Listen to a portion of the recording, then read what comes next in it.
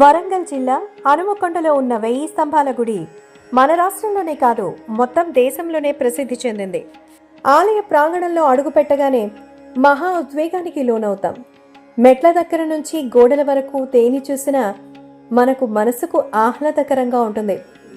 అక్కడ తీర్చిదిద్దిన శిల్పాలు ఒక దివ్యలోకంలో అడుగుపెట్టిన భావనని కలిగిస్తాయి.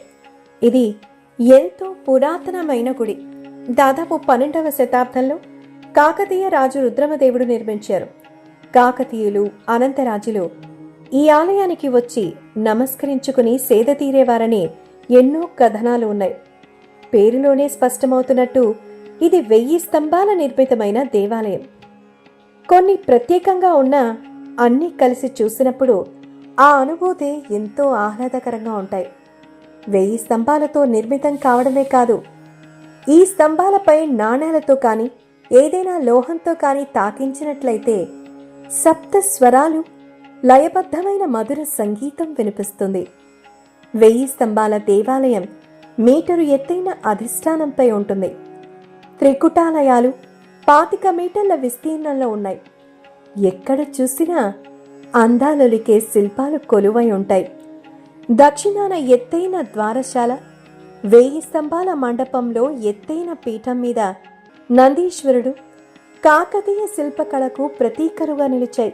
ఈ గుడికి త్రికుటాత్మకంగా ఉంటుంది అని చెప్పుకున్నాం కదా.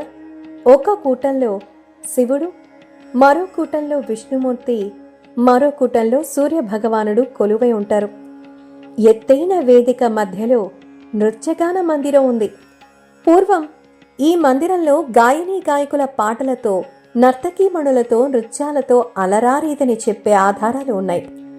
1000 స్తంభాల దేవాలయ సముదాయాన్ని క్రీస్తు శకం 1163లో కాకతీయ రాజు 1వ రుద్రదేవుడు నిర్మించారనే శాసనం కూడా ఉంది.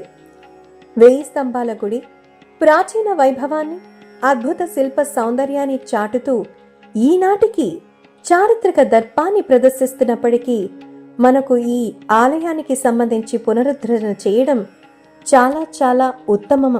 అందుకే ఇప్పుడు తెలంగాణ గవర్నమెంట్ కూడా ఆలయానికి సంబంధించిన పునర్నిర్మాణ ఏర్పాట్లను ప్రారంభించింది.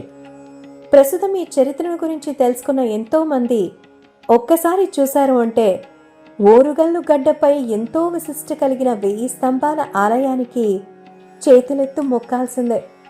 1000 స్తంభాల ఆలయం మన రాష్ట్రంలోనే కాదు మొత్తం దేశంలోనే ప్రసిద్ధి. అందుకే ఈ ఆలయానికి ఎప్పుడైనా ఒక్కసారైనా వెళ్ళి దర్శించి రావాల్సిందే.